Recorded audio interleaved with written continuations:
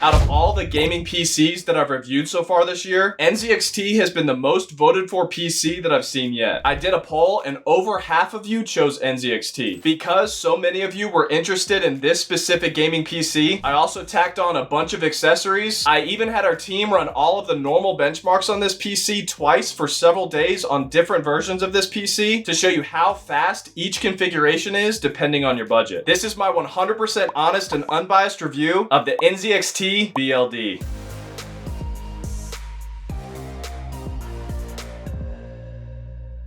We maxed this PC out with a 13th gen i9 and 4090 GPU with 6800 MHz DDR5 RAM, as well as tested a configuration with an i7 and 4080. I'm going to quickly take you through the unboxing of the PC itself, NZXT Canvas 32Q curved gaming monitor, function gaming keyboard, and lift mouse, as well as gaming and creator benchmarks, design and build quality, the internals, thermals, fan noise, overall ease of use, pricing breakdowns and comparing its price to performance ratios against the competition, as well as my overall top pros and cons. If you decide against this PC after anything that I say in this video, just keep watching because I'm also going to be sharing with you some alternative PCs that I recommend for every budget. I guarantee that if you watch this entire video, you will know if this PC is right for you or not. But if you still have any questions after watching this entire video, just shoot me a comment, and if you're publicly subscribed, I guarantee a personal response. Alright, now let's fast forward and check out the unboxing.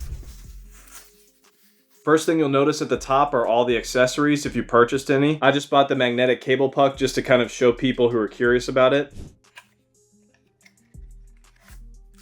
I don't actually think I'll use this thing. I got the NZXT lift mouse.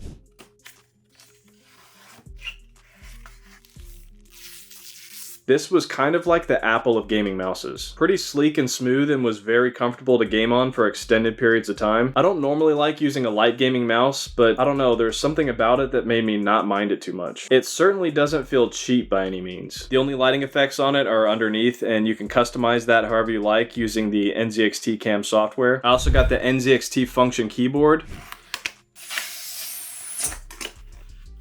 First thing in the box is this textured black rubber palm rest that magnetically attaches to the keyboard, which is pretty cool. Then we've got this little key switch removal tool for swapping out or replacing your key switches. Obviously, after removing the keycaps first with this keycap removal tool that's also included. These key switches are actually hot swappable, so you can use any other key switches you like depending on your preference. I got the standard pre-built one, but you can completely custom build these things on their website and choose your own switches. You've got options for linear, tactile, or clicky. And then you can also customize the colors any way that you like. I really like the sound of the ones that came with mine though. The tactile key presses were very fun to use in gaming. I would not get this if you're someone that wants a more discreet and quiet keyboard. We've got a nice volume scroll wheel on the side, and next to that a mute button, a button for disabling the Windows key, and your RGB brightness button for controlling your lighting effects without the software. With the software though, you can customize those lighting effects as well as create some macros or hotkeys. And then lastly in the box is a detachable USB cable. And then finally onto the main event, our NZXT BLD PC. We chose the H7 Elite case for this build. Inside this box, first thing you'll see is a pretty basic and obvious quick start guide, an MSI branded black bag with nothing in it. Then deep down in the case, we've got a bag with a bunch of cables for connecting different internal components to the motherboard and power supply, your super beefy power cable, and then a bag for everything motherboard related. We've got some stickers for your toddler, our very detailed ROG Strix Z790E gaming Wi-Fi motherboard user manual, another small box with some graphic card documentation, a bracket for AMD CPUs, graphics card power adapter, and then even more guides on your RGB controller hubs, and our Kraken Elite RGB CPU cooler that we got. And then as I'm taking the computer out of the box, yet another bag of extras falls out. We've got more cables, clamps, your Wi-Fi antenna, and lastly, a massive H7 Elite user manual for helpful info on the case.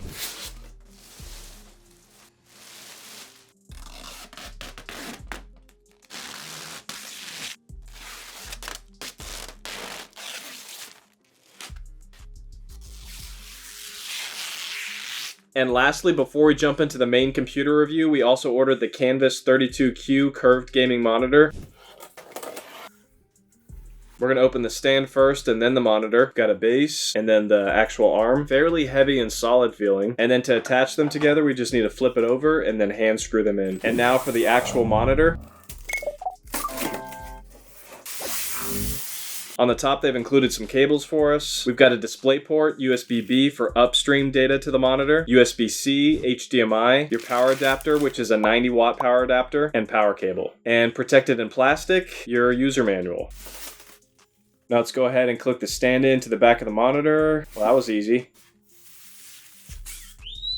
Using their medium stand, we've got 20 degrees of swivel in both directions, -5 to 20 degrees of tilt, and 0 to 120 millimeters of height adjustment. No option for pivoting to portrait mode, unfortunately, unless you get the small stand, which only works with a 27-inch model. Overall, I'm really liking this sleek matte white design. It's made out of a pretty solid plastic, which makes it pretty heavy for its size, at 20 pounds. For the ports on the back, we've got a display port, 2 HDMIs, USB-C, a headphone, USB-B upstream, and 2 USB 3.0s. This is a 2560 by 1440p display, and with 93 pixels per inch, I would say I'm pretty satisfied with the sharpness. It's got AMD FreeSync Premium and a 165Hz refresh rate, which is great for gaming, but we do have a little bit of motion blur, as you can see when we slow down the UFO test. Color accuracy could be better, and the blacks were definitely not as black as I'd like them to be. Nowhere near the picture quality of the much more expensive OLED gaming monitors that I've tested. My personal favorite was the Corsair Xeneon Flex. For this Canvas 32Q, there's a decent amount of control using the on-screen display and the joystick on the back, but I found it easier to adjust all that using the NZXT Cam software. By default, it's pretty bright, but not just where you want it to be. I'm gonna be honest, it's a bit washed out overall. It's definitely on the lower end when it comes to picture quality compared to what I'm used to. You can see there's just a little bit of banding in the more solid dark areas. It is pretty inexpensive though compared to the competition, so not a bad value. I also like that the stand is purchased separately. Very beneficial for the people that already have a monitor arm. Overall, this monitor is pretty decent for the price, and this gorgeous white version does fit the NZXT BLD machine white versions pretty nicely. The computer itself is also designed really well. We've got a pretty nice balance of RGB with the components that I chose when I built this online, except for this rear exhaust fan. Would have liked that to be RGB as well. Just kind of feels out of place without it. The only disappointment with the build process online was that there was no white version of this Kraken CPU cooler, so I had to choose black. PC builds, in my opinion, always look way cleaner when you use the same color. Build quality is pretty solid, with every side of this chassis being made out of metal, measuring 19 inches deep, 20 inches tall, and 9 inches wide, and weighing 45 pounds. Love the fact that it was designed to accommodate 3 140mm intake fans on the front, as opposed to the typical 120mm. And you're going to see here in a sec how that translated to thermals. To access the internals, no tools necessary for this one. All you need to do is stick your fingers in this side groove and pop it off. The coolest design feature on this PC for me is that LED screen on the side of the Kraken 360 Elite RGB CPU cooler. There is a ton of customization options on that screen using the NZXT Cam software. You can cycle through different real-time stats for your CPU or GPU or both, clock, audio visualizer, or customize it even further by uploading your own animated GIFs, which I thought was pretty cool. The main purpose of it though is obviously to cool our incredibly powerful 13th gen i9 CPU. For those of you who don't know, this CPU cooling block uses a liquid to transfer heat up through these tubes up into this radiator, where the heat is then spread out and then blown out with these 3 top fans. To the right of the CPU, the DDR5 RAM that we chose was the G.Skill Trident Z5 RGB black DDR5 RAM with super fast speeds of 6800 megahertz. And then right underneath the CPU, underneath this insanely massive heatsink, is our main SSD that the operating system is installed on, which is a 1TB Samsung 980 Pro. This one is supposed to be super fast, and we're going to show you the speeds that we got for that here in a sec. And then the main most important part of this computer, and most expensive part, that glorious Asus GeForce RTX 4090 Tough Gaming overclocked GPU that we selected. Pretty much just as massive and just as heavy as all the other 4090s I've handled. For reference, this is it next to my Founders Edition 4080. Not my favorite design, but I don't hate it. Then underneath and also behind the GPU, underneath all of these heatsink brackets, each with pre-installed thermal pads, we've got 4 more M.2 slots for an insane amount of extra super fast SSD storage. We also appear to have 2 more PCIe slots for expansion cards, but only one is actually accessible when the GPU is in there. And then swinging around to the back, we've got some cable management, an extra bay for a 2.5-inch SATA SSD, or 2 3.5-inch mechanical hard drives at the bottom. And then lastly, in the other corner, our modular MSI MPG A1000G 1000 watt 80 plus gold power supply. For the ports on the top and the front, we've got a headphone jack, a USB 3.2 Gen 2 Type C, and 2 USB 3.2 Gen 1 Type A's. On the back, we've got an HDMI and DisplayPort, 4 USB 3.2 Gen 1 ports, 7 USB 3.2 Gen 2 ports, one of them a USB-C, all at 10 gigabits per second. And then a super fast USB-C 3.2 Gen 2 X2 port and a 2.5 gigabit Ethernet port, Wi-Fi 6E connectors for your antenna, and 6 audio ports. And then on the back of our GPU, 2 HDMIs and 3 display ports. The main software that comes with NZXT pre-built is an app called NZXT Cam. Here you can monitor all of your PC's real-time stats, like your CPU and GPU temps and speeds, RAM and network speed. Then under cooling, you can choose different fan speed profiles depending on whether you prefer quieter fans but a hotter PC, and possibly some thermal throttling, or louder fans with a cooler PC overall. It actually gives you the option to set different profiles for each fan separately, which is pretty cool. I did all of my tests in performance mode, and then within the BIOS, there's also a lot that you can fine-tune here as well if you'd like to dig deeper and tweak more advanced settings to get the absolute best out of your PC. Now, when it came to the fan noise, these are my results after testing each of the main fan profiles. In quiet mode, it was just a little over 41 decibels. But then when moving up to performance mode, it brought the fan noise up to a little over 43 decibels.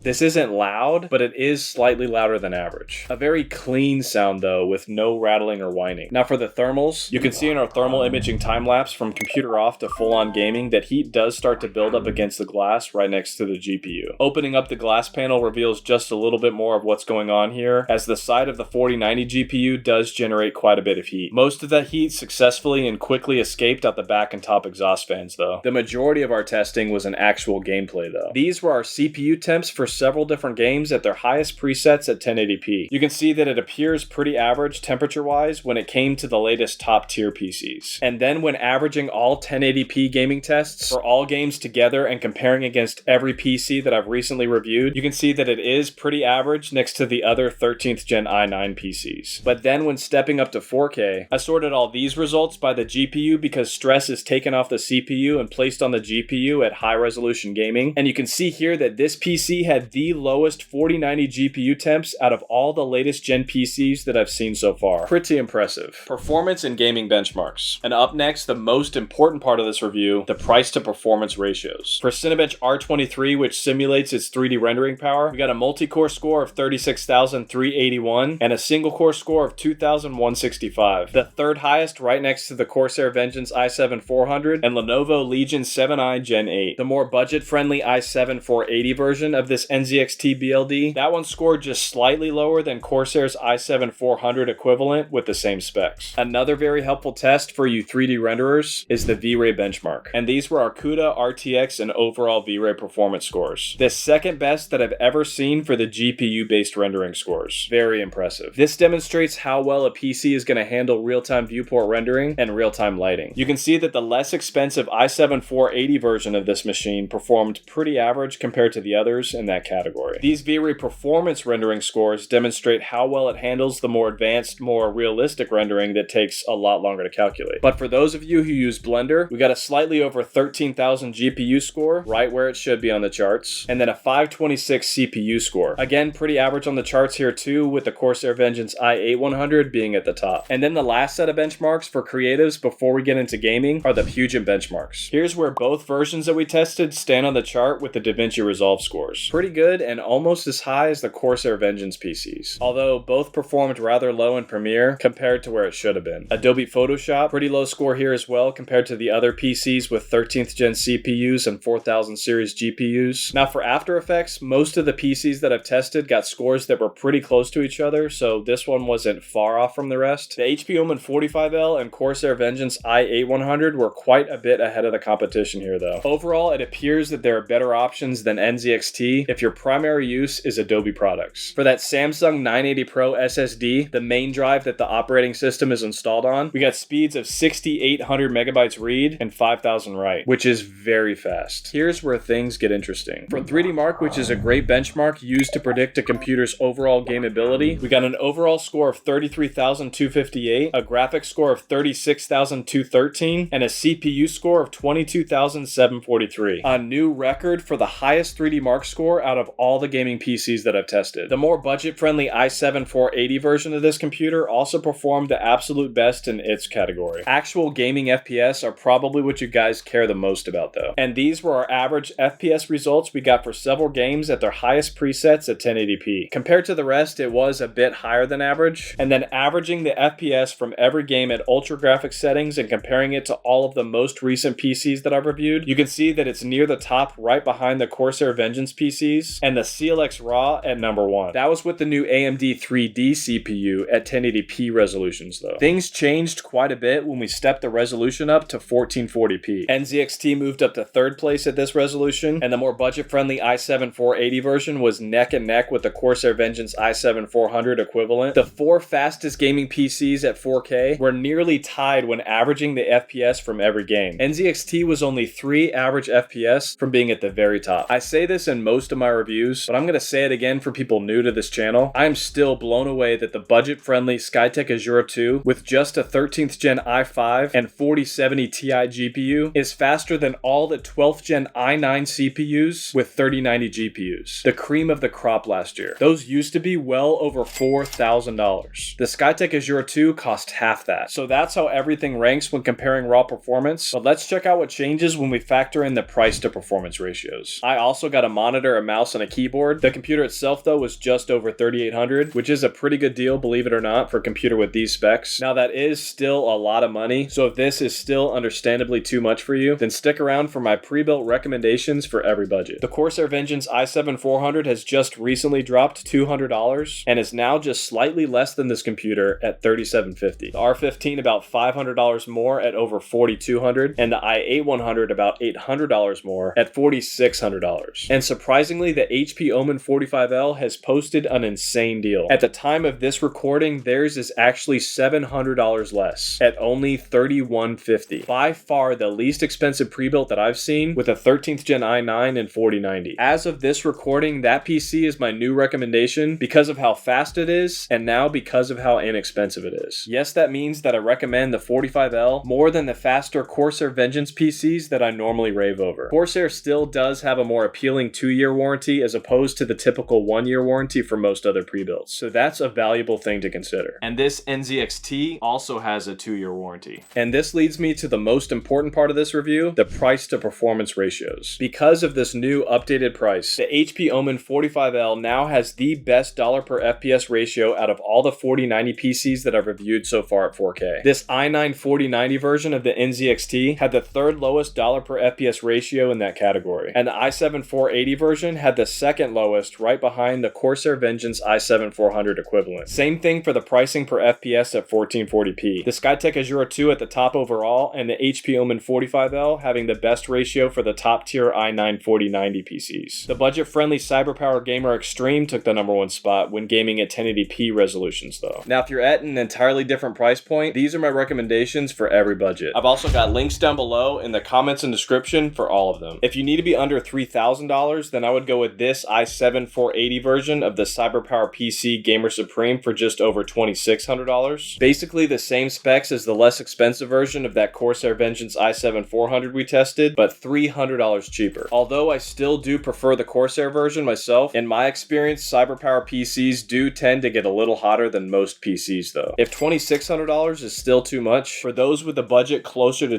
$2,000, the Skytech Azure 2 that I recently reviewed is what I recommend. And closer to $1,000, this new version of the CyberPower PC Gamer Extreme with a 13th gen i5 and 4060. It's a pretty good deal for a computer with those specs. Not super fast, but very inexpensive. I've also done quite a few monitor reviews lately, so make sure to subscribe and check those out. Or if you just want to save some time and take my word for it, my absolute favorite so far was the Corsair Xeneon Flex, which is a massive 45-inch OLED ultra-wide, which you can use flat or bend it with an 800R curve. That one is $1,500 though. My second favorite, which actually has the best picture, was the slightly smaller Alienware AW3423 DWF 34-inch curved OLED gaming monitor at $900. Or with a budget closer to $400, I would go with the Samsung Odyssey G5 ultra-wide curved. If you just need something decent to get by, then I would go with the Samsung Odyssey G5 1C 32-inch for only $250. Pros and cons. My first con, the creative app performance. As you saw in my test, tests, this PC could have performed a little bit better considering its specs. Adobe product scores were not where they should have been. If you use DaVinci though, this one is up to par when it comes to editing, and I wasn't displeased with how it performed when it came to the 3D rendering tests. My second con was the fan noise. In performance mode, the fans were just slightly above average. And while a lot of gamers who game with the sound on won't notice it, there are quite a few people that care about that, so I had to mention it. My overall top pros for this computer, number one is the price to performance. I was pretty pleased with how well this PC handled the most demanding games. And being pretty inexpensive compared to the competition with the same specs, you get a lot of bang for your buck. My number two pro is the level of customizations. This is more of an NZXT overall pro rather than this specific NZXT BLD Pro, but it is pretty impressive how many options you get. And I love how you automatically get compatibility updates and notifications if something that you chose won't work with another component. NZXT is the highest quality, most bang for your buck online customizable pre-built PC that I've seen so far that has this many options. CLX does have more options than this, but man are they overpriced. My number three pro is upgradability. 4 extra PCIe M.2 SSD slots on the motherboard, which is more than any other pre-built that I've tested so far. 1 extra 2.5-inch SSD slot on the back, and 2 3.5-inch hard drive bays, a modular power supply, and plenty of room underneath the GPU to add an extra PCIe expansion card make this PC pretty flexible for upgrading. My next pro is thermals. Normally I don't have more than 3 pros with my pre-built PC reviews, but this one has a lot to be happy about. Cool temps on the CPU and the GPU are a couple of those reasons. Out of all the pre-built PCs that I've tested, this one treated the new 4090 GPU the best, with the coolest average 4090 GPU temperatures that I've seen yet. This is pretty beneficial because, as you probably learned by now, GPUs are very expensive, so keeping them cooler will only extend their overall lifespan. Overall, even though there were some things that I was displeased with, it's definitely a great PC that performs well, cools well, and is priced well compared to the competition. So it is quite easy to give my stamp of approval and recommend it. My recommendation solely for the bang for your buckness though is that HP Omen 45L. If you do decide to purchase this PC or one of the others that I mentioned, then please remember to use my affiliate links in the comments and description below, as I get a small commission at no cost to you for every single purchase made. And it's actually a major factor in keeping this channel going and getting better and better for you. I'd also like to personally thank all of my members for their monthly support of this channel. I really appreciate you guys. Every little bit helps. Also make sure to like, comment, and subscribe with notifications turned on to stay up to date with all of my latest tech and gaming PCs. Thanks for watching, guys. I love you guys. God bless.